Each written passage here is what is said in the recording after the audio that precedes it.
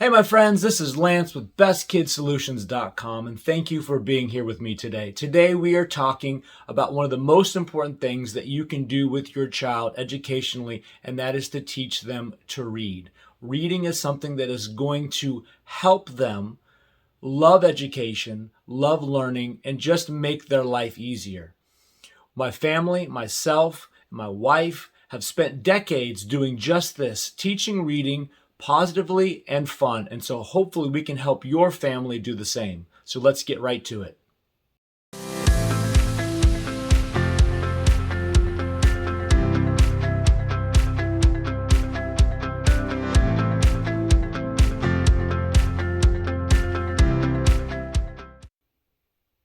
All right, my friends, let's get into how to teach your child to read. But before I do that, I want to kind of give you some things that we have learned over the years that really does make a big difference when it comes to helping your child learn to read. But before we start doing that, we have to remember that reading and teaching your child to read is not a sprint. It is a marathon. This is something that happens over a long period of time. And the sooner that you start with this, the better.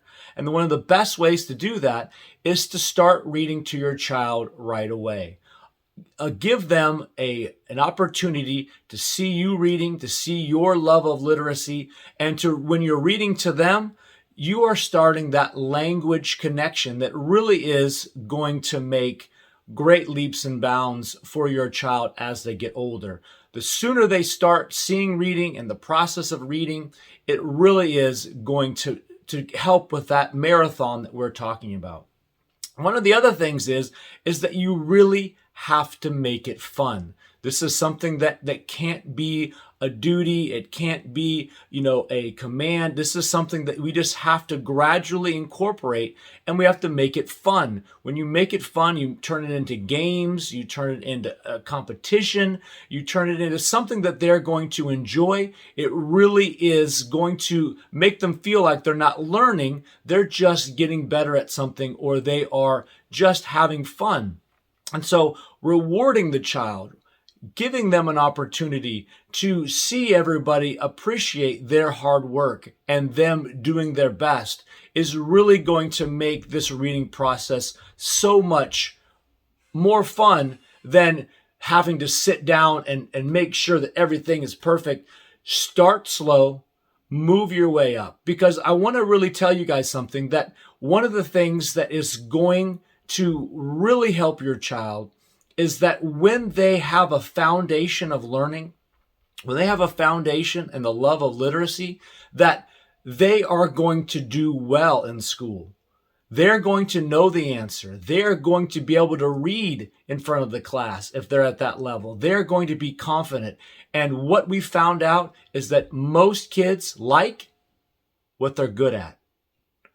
When they are good at it, they like it. And the reason why they're good at it is because you have spent the time making it fun at home and at different places, in the car, free time, just giving them these quick little games and these quick little tips that I'm about to show you.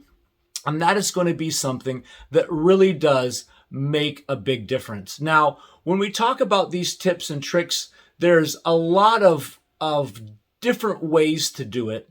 And reading is not a set of A, B, C, and D. It really is a conglomeration of a lot of different tips and tricks and instruction that you can do at any time. Meaning you don't have to do one first and the other. You can kind of combine these and move these around. And that was one thing that my wife and I really had a long discussion about, because she teaches special needs students, struggling readers, and that was one of the things that she said, was that a lot of times it's not in an IKEA instruction manual, A and then B and then C and then 1, 2, 3. It's a lot of different techniques and tips that are best for your child, and that's why today we are going to be giving you a lot of information and a lot of tips and tricks that are you're going to be able to customize and differentiate for your family.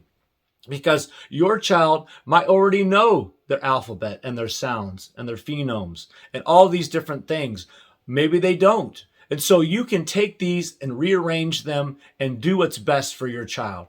So we're going to get into step number 1 right now.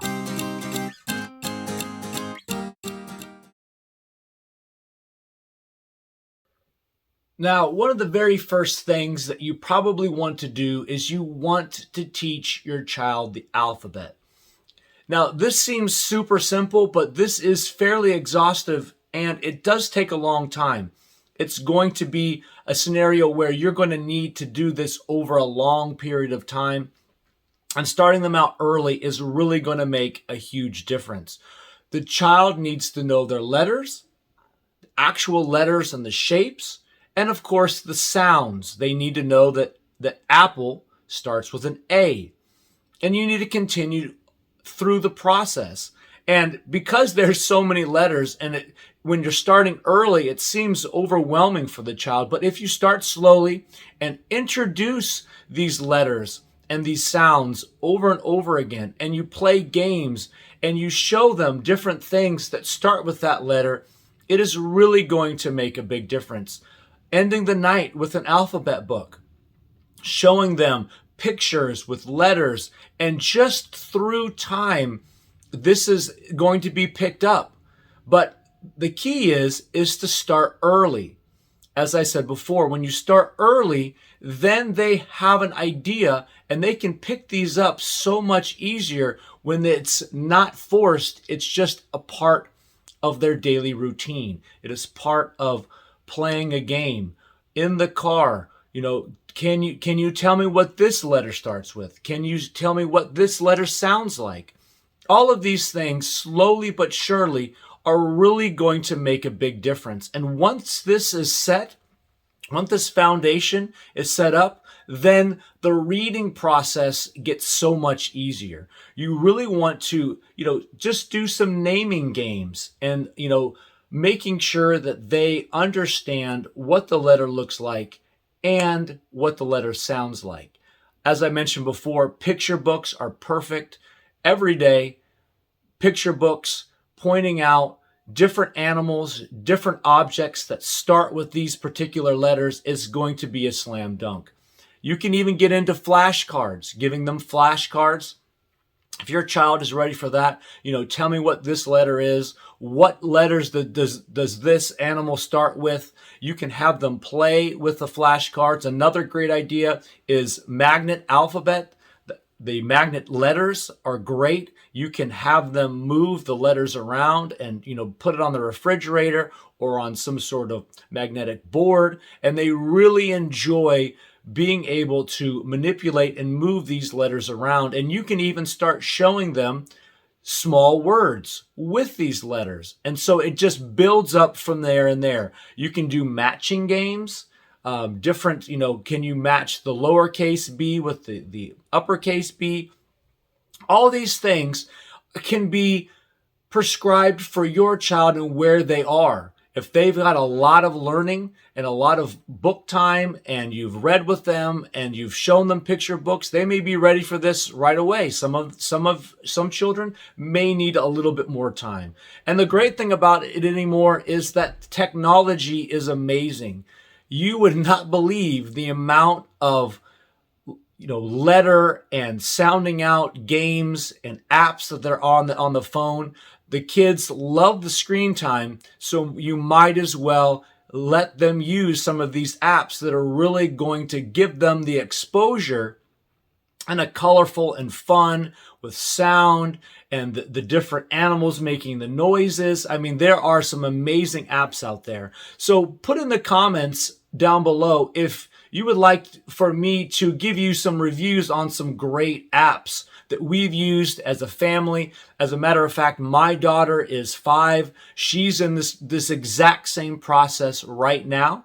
And so we are immersed in all of this process that I'm talking about for you right now, because we are doing with my daughter right now. And my wife has probably 15 to 20 apps on her phone just of all of these different things. So it really is an amazing time to have your child be in school because there's so many multi-sensory resources that are available for you.